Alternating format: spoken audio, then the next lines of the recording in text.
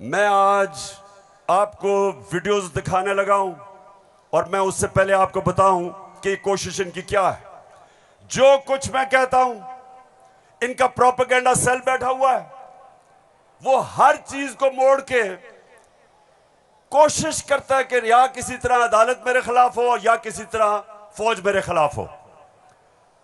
अब मैंने क्या कहा था? मैंने अभी चंद रोज पहले क्या कहा, परसों मैंने क्या कहा? मैंने ये कहा कि फौज का जो आर्मी चीफ होता है उसको मेरिट पे सिलेक्शन होनी चाहिए।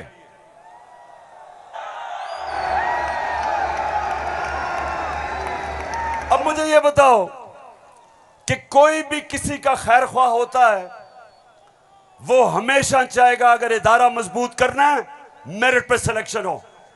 ये दुनिया का असूल है। आपने अगर फैक्ट्री सही चलानी है, ऊपर मेरिट पे आदमी बिठाओ। आपने अगर मुल्क को ऊपर लेके जाना है, क्रिकेट टीम अच्छी बनानी है, तो मेरिट के ऊपर सिलेक्शन हो। इसमें क्या गलत बात की थी? और मैंने साथ ये कहा था कि नवाज शरीफ और आसिफ जरदारी, ये किसी सूरत इन दो डाकुओं को पाकिस्तान का आर्मी चीफ नहीं सिलेक्ट करना चाहिए। ये क्यों कहा था मैंने ये इसलिए कहा था, सबसे पहले नवाज शरीफ मुल्क का मुजरिम है। अरबों रुपए की प्रॉपर्टीज बाहर इसकी पनामा में पकड़ा गया, सजा हुई इसको। झूठ बोल के मुल्क से बाहर भागा, मफरूर है। मुझे यह बताएं पेशावर, जरा मुझे यह बताएं कि क्या एक चोर को, एक मफरूर को, एक भगौड़े को जो मुल्क से बाहर पैसा ले जाता है, क्या उसको पाकिस्तान का आर्मी चीफ सिलेक्ट करना चाहिए? जरा मुझे बताएं। और इधर बात खत्म नहीं होती। दूसरी, डॉन लीक्स क्या थी? हिंदुस्तान पाकिस्तान की फौज को कह रहा था ये दहशतगर्दी कर रही है। हिंदुस्तान उस वक्त के पाकिस्तान के सिपा सलार रहील शरीफ को कह रहा था ये दहशतगर्दों का सरदार है। और डॉन लीग्स में क्या चीज सामने आती है? बजाय नवाज शरीफ और नून लीग अपनी फौज के साथ खड़े हो, वो हिंदुस्तान को पैगाम पहुंचाते हैं कि जी हम कुछ नहीं कर रहे, फौज सब कुछ कर रही है। अपने से फौज को अलग कर लिया। काठमांडू में सार्क मीटिंग में बरका दत्त किताब में लिखती है कि नवाज शरीफ छुप छुप के नरेंद्र मोदी को मिल रहा था अपनी फौज से डर के। और दूसरी तरफ आसिफ जरदारी, वो अमेरिकनों को कहता है, अपने अमेरिका में पाकिस्तान का एम्बेसडर हुसैन हक्कानी, वो जाके अमेरिकनों को, एडमिरल मलन को कहता है कि जनाब गवर्नमेंट को और जरदारी की गवर्नमेंट को पाकिस्तान की फौज से बचा लो। ये वो लोग हैं, बताओ मुझे, ये आर्मी चीफ सिलेक्ट कर सकते हैं? क्या हम इतने अहम ओहदे इन दोनों चोरों के हाथ में देंगे? नहीं देंगे। लेकिन तीसरी चीज पेशावर सुनो, इन्होंने सबको, मैंने बार बार आपको वो मुरासला दिखाया जो अमरीकी अंडर सेक्रेटरी ने धमकी दी पाकिस्तान को, पाकिस्तान के एम्बेसडर असद मजीद को, कि अगर तुमने इमरान खान को ना हटाया तो पाकिस्तान को मुश्किलों का सामना करना पड़ेगा। और नो कॉन्फिडेंस मोशन में अभी टेबल नहीं हुई थी, तब वो धमकी देता है। और सबको पता है उसके बाद क्या हुआ। नो कॉन्फिडेंस आता है, चोरी के पैसे से मेंबर पार्लियामेंट खरीदे जाते हैं, करप्शन के पैसे से लोटे बनाए जाते हैं और आपका भी एक बहुत बड़ा लोटा था। कौन लोटा था आपका? एक ही पख्तूनख्वा से लोटा आया और बहुत बड़ा लोटा था वो। लोटों पे पैसा चलता है, लोटों पे नोट चलते हैं और उसके बाद हमारी हुकूमत गिराई जाती है और इनको इंपोर्टेड हुकूमत ऊपर लगाई जाती है। और मेरा तीसरा सवाल है कि क्या वो लोग जो बाहर से मुसल्लत किए गए हैं, जिनके पैसे और दौलत बाहर पड़ी है, क्या उनको पाकिस्तान के आर्मी चीफ को अपॉइंट करना चाहिए? बताओ। तो मैंने ये कहा और कहते कि जनाब इमरान खान तो फौज के खिलाफ है। अभी ठहरो, अब मैं चाहता हूं ये नून लीग के दो, एक वजीर और एमएनए, जरा आप इनकी वीडियो देखें और उसके बाद बात करता हूं। सियासी मामला थे और जिस तरफ इस साल के आखिर में एक बड़ी तब्दीली आनी थी, उसमें तो ये नजर आ रहा था कि इमरान खान का जो गठजोड़ है ये तो अगले 15 साल रहेगा अगर इस तरह हालात रहे। और जिस तरह के उनके प्रोग्राम थे, हम सब ने डिस्क्वालीफाई होना था इस साल के आखिर में, तमाम जो अपोजिशन की लीडरशिप है। अच्छा, उनका तो ख्याल था कि मैं सफाया कर दूंगा, मैं किसी को नहीं छोड़ूंगा। तो ये आपका खदशा है? मालूमात है जी, हमारी सीरियस मालूमात। आपके ख्याल में जो आप ये लोगों को भूल जाता है, लेकिन कुछ माह पहले जो कहा कि हम नैब के कुछ 100 जज और हायर कर रहे हैं और हम सारे केसों को एक्सप्लाइट करेंगे, तो उस मैथ्स लेवल के ऊपर मैथ्स लेवल पे डिस्क्वालिफिकेशन होनी थी। बिगिनिंग शहबाज शरीफ डाउनवर्ड, शाहजहां अब्बासी, हसन इकबाल और ऑल ऑफ अस, सिर्फ मुस्लिम लीग नून की नहीं। आपके ख्याल में जो कोलिशन बनी है वो इसी वजह से बनी है कि इमरान खान साहब के तो फाशिस्ट प्लान्स थे ना इस मुल्क के ऊपर हमला करने के। तो लिहाजा ये आज मुश्किल जरूर है, लेकिन ये हमें याद रखना है जब हम मुआशरत की डिस्कस करते हैं कि यहां जमहूरियत का, हाकमियत का और वफाकियत का मामला भी मौजूद है, जिसको हमें साथ लेकर चलना है। तो इसलिए एक लार्जर कॉन्टेक्स्ट में सियासी मामला कि जो हमें लोग कहते थे, डराते थे, दबाव में लाते थे इस बात पे कि अगर फौरी तौर पर अदम एतमाद करके आप हुकूमत में ना आए तो फलां आ जाएगा, फलां बैठ जाएगा किसी चेयर पे। कोई किसी किस्म का हमें उस वक्त भी ना नोटिस था, ना हमने लिया था, मगर इत्तेहादी जमातों के हम फैसलों पर के पाबंद थे।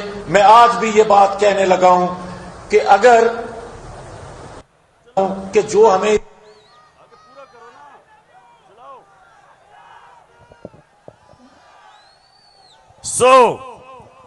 इसलिए ये हुकूमत हमारी गिराना चाहते थे कि इमरान खान एहतसाब ना कर दे। डर ये था कि अगर इमरान खान रह गया तो ये जेल में चले जाएंगे, क्योंकि इन्होंने जो चोरी किया वो पकड़ी जाएगी। मतलब ये कि ये इसलिए गिराना चाहते थे, महंगाई वजह नहीं थी, माइशत वजह नहीं थी, वजह सिर्फ एक थी कि इन्होंने एनआरओ लेना था और 1100 अरब रुपया अपना माफ करवाया। अब मैं ये चाहता हूं कि ये जो नून लीग प्रोपेगेंडा कर रही है कि इमरान खान फौज के खिलाफ है, जरा सुने कि इनके लीडर्स ने फौज के खिलाफ क्या बातें की। और मैं चाहता हूं मीडिया इसको दिखाए ताकि पता चले कि ये जो लोग आज इक्तदार में बैठे हैं और ये हर रोज प्रोपेगेंडा कि किसी तरह तहरीक इंसाफ और फौज की लड़ाई हो जाए, जरा ये सुने कि इन्होंने फौज के मुताल्लिक क्या बातें की थी। जनरल कमर जावेद बाजवा साहब, आपने हमारी अच्छी भली चलती हुकूमत को रुखसत करवाया, जजों से जोर जबरदस्ती से फैसले आपने लिखवाए। फौज के जवानों और अफसरों के नाम जब आप किसी फर्द वाहिद या मफाद परस्त टोले के लिए आइन तोड़ने के मुर्तकिब होते हैं, वहाँ आप खुद अपनी कौम को, अपने मुल्क और अपने लोगों को आइन शिकनों के रहमो करम पर छोड़ रहे होते हैं। हाँ, नवाज शरीफ ने ये जरूर किया कि उसने किरदारों और इदारों के दरमियान एक वाज़े लकीर खींच दी है। एक या दो अफराद इदारा नहीं हुआ करते, एक या दो अफराद इदारों की बदनामी का बायस बना करते हैं।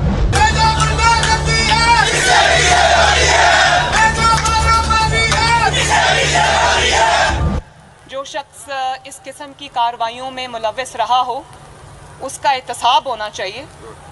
उसको बल्कि इतने बड़ी बड़ी उनकी ग्लेयरिंग चीज़ें शायद 73 साल की तारीख में कभी नहीं मिलती। तो अब तो उनका एहतसाब होना चाहिए।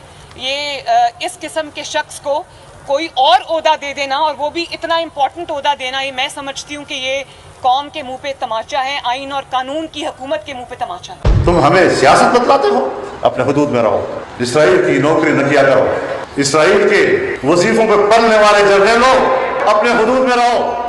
बड़े बड़े रैंकों वालों से भी अपने आप को मुहतरम समझता हूँ, और अगर बिगड़ोगे तो फिर अगर हम बिगड़ गए तो अफगानिस्तान में अमेरिका का क्या हश्र हुआ, खुदा की कसम यहाँ तुम्हारा वही हश्र। तो हमारी किरदार कशी करना छोड़ दो।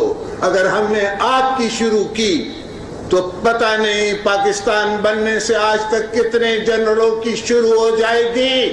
बेटी भाई वो अक्यूज्ड हैं, उनकी लिस्ट लेके जिस दिन हमने प्रेस कॉन्फ्रेंस की तो आपकी ईंट से ईंट बढ़ जाएगी। अभिनंदन की क्या बात करते हैं। चीफ ऑफ आर्मी स्टाफ तशरीफ लाए, पैर कांप रहे थे, पसीने माथे पे थे। सुन लिया पेशावर, मैं इसलिए ये बता रहा हूं कि ये वो लोग हैं जो हमें कह रहे हैं कि हम अपनी फौज के खिलाफ हैं। फौज भी मेरी, मुल्क भी मेरा।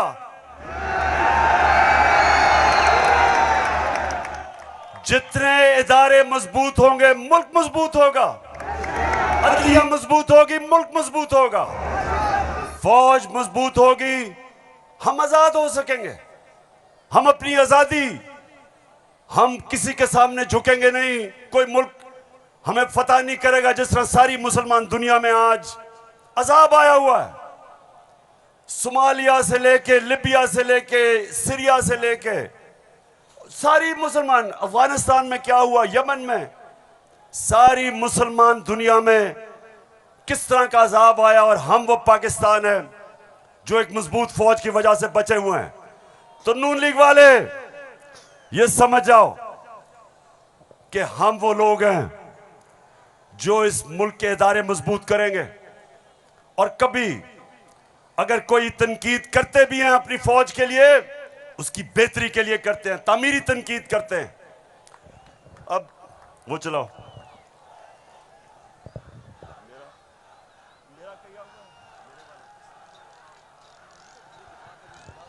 ये बड़ा इंपॉर्टेंट है। मैं अपनी सारी कौम के सामने कहना चाहता हूं, देखिए, एक तो जो फौज का इदारा है, कभी इसके खिलाफ बात ना करें, क्योंकि फौज एक ऐसी चीज है जो अगर हमारी फौज ना होती तो ये मुल्क में नहीं रहना था। इमरान खान से ज्यादा इस मुल्क को जरूरत पाकिस्तानी फौज की है, और हमें हमेशा इस इदारे को इसकी मजबूती के लिए हमें बात करनी चाहिए। और हमारे जो दुश्मन है वो मुसलसल इसको अटैक करते हैं, बल्कि ये दोनों जो prime minister, ex prime minister और प्रेसिडेंट, वो जरदारी और नवाज शरीफ, इन दोनों ने अपनी फौज को अंडरमाइन करने की कोशिश की है। ये जब गवर्नमेंट में भी थे, इन्होंने अंडरमाइन किया उसको। इन्होंने गवर्नमेंट में रहते हुए वो डॉन लीग्स क्या थी, डॉन लीग्स वो हिंदुस्तान के साथ कह रहे थे कि जी हमारी फौज की वजह से हम दोस्ती नहीं हो रही। और जो मेमो गेट था वो क्या था, वो अमेरिकनों को कह रहा था जरदारी अपने हुसैन हक्कानी के जरिए। जी शुक्रिया। मैं इसलिए आपके सामने ये रख रहा हूं कि ये मैं आज से नहीं कह रहा, ये मैं हमेशा समझता हूं। और आज तो है ही 6 सितंबर। पेशावर, मुझे अभी भी 6 सितंबर याद है। मैं उस वक्त स्कूल में था, और मुझे याद है जब के लाहौर के पास हिंदुस्तान की फौज आई, और जो वहां जिस तरह की हमारे घरों में बमबारी की आवाज आ रही थी, तो मुझे तो बड़ी अच्छी तरह 6 सितंबर याद है। और मुझे यह भी याद है कि सारी कौम तब खड़ी थी अपनी फौज के साथ। अब दूसरी चीज, मैं ये चाहता हूं कि आप सब देखें कि जुडिशरी के खिलाफ ये नून लीग ने पाकिस्तान की अदलिया के खिलाफ क्या बातें की हैं, जरा ये जरूर देखें, फिर मैं आप अगली बात करता हूं। इस तरह बेंच फिक्सिंग भी एक जो इस पे भी फजल रहमान देख ले कितना गुस्सा चढ़ा हुआ है इसको। सारे फैसले एक ही जज करेगा, जैसे लगता है कि उसका जज नहीं है, उसकी पार्टी का रुकन हो। जब बेंच बना तब से लेकर आज तक के फैसले तक इंसाफ होता हुआ नजर नहीं आ रहा था। अपने एक शख्स की वजह से आज आइन की तशरीह को में फर्क डाला जा रहा है। अपनी मर्जी से आइन की तशरीह की जा रही है। फुल कोर्ट इसलिए नहीं बनाया गया कि अगर फुल कोर्ट बन जाती तो आज का फैसला मुख्तलिफ होता। मौजूदा बेंच है, उसमें जो मुअज़्ज़ज़ जज साहबान बैठे हैं, उन जज साहबान का हमारे मुतल्लिक़ जो उनके ख्यालात हैं उनसे भी कोई ना वाकिफ़ नहीं है, ना हम ना वाकिफ़ हैं। और उसके बाद हर वो केस जिसका फैसला हमारे खिलाफ आना हो, उस बेंच का जो है वो वही हिस्सा होते हैं। और अब तो ये बात पहले से जो है वो प्रिडिक्ट होने लगी है। जो सहाफ़ी वहाँ सुप्रीम कोर्ट की कार्रवाई को कवर करते हैं, तो वो पहले से जब बेंच बनता है या कोई केस जाता है तो वो पहले से बता देते हैं कि इसके ऊपर फलां बेंच बनेगा। अगर कुछ लोग गैर जानिबदार नहीं होंगे, अगर इसके सहूलतकार पीछे नहीं हटेंगे, तो हमें बता दें मुल्क कौन चलाएगा। सुप्रीम कोर्ट के जजेस ने पीछे बेंड करके अपने आप को कभी इधर कि नहीं, शायद उनको समझ नहीं आई, शायद उनके तक पैगाम नहीं पहुंचा, वगैरह वगैरह वगैरह करके इनको हाथ नहीं लगाया। इनको तो मतलब ये है कि इनको कौन सी दीवार पे लगाया। तो जिस तरह मैच फिक्सिंग एक जुर्म है, इस तरह बेंच फिक्सिंग भी एक जुर्म है। जब बेल का फैसला होने वाला होता था, जेल में उस दिन खबर मिलती थी कि 3 हफ्तों के लिए बेंच डिसॉल्व हो गया, नया बेंच, या कोई जज छुट्टी पे चला गया। जाता नहीं था, भेजा जाता। काजी फाइज ईसा साहब के मामले में माय लॉर्डशिप से ये पूछना चाहती हूँ कि वो आपके ब्रदर जज थे ना, आपने क्या किया?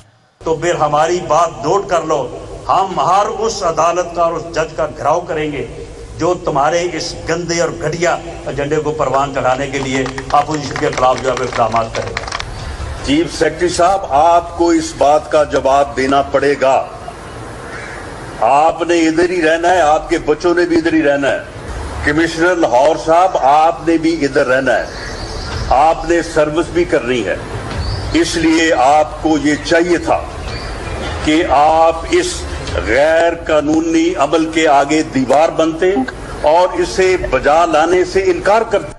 आला अदलिया के जजेस पार्टी बनकर अगर चीफ जस्टिस वो जबान इस्तेमाल करेंगे जो इमरान खान कंटेनर पे चढ़ के करता था, तो उस जबान का वही जवाब मिलेगा जो नवाज शरीफ के सियासी मुखालिफिन को दिया जाता है। आप कौन होते हो किसी की तौहीन करने वाले? आप कौन होते हो किसी की तज़हीक करने वाले?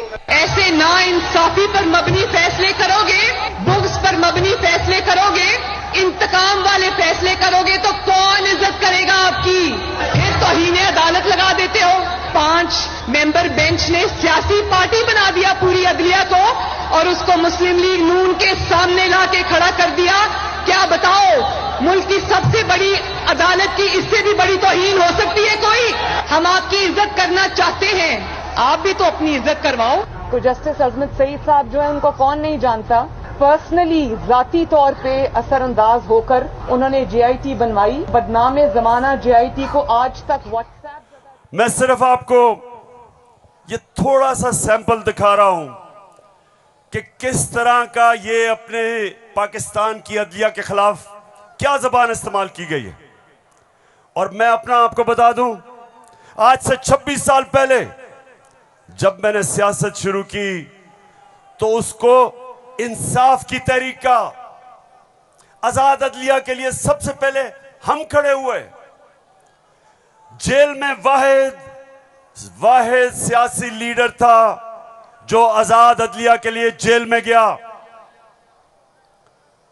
2008 की इलेक्शन बॉयकॉट की अपनी अदलिया के लिए।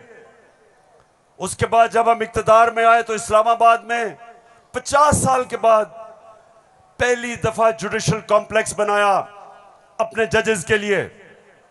मैं ये इसलिए आपको कह रहा हूं कि जो कानून की बालादस्ती, रूल ऑफ लॉ, कोई माशरा आगे नहीं बढ़ सकता जब तक वहां इंसाफ नहीं होता, और इंसाफ देती है अदलिया।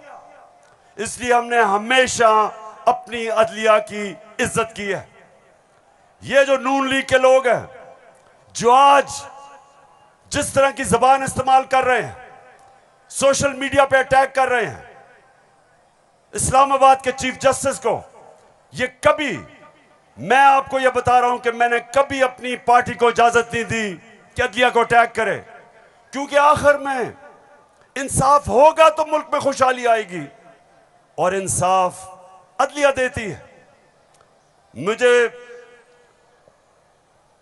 बड़ा जनाब इन्होंने कहा कि देखें इमरान खान ने कोई बड़ी गलत जबान इस्तेमाल कर दी। मैं आप सबके सामने आज ये कहना चाहता हूं कि मैं अपनी अदलिया की इज्जत करता हूं, लोअर कोर्ट्स की इज्जत करता हूं।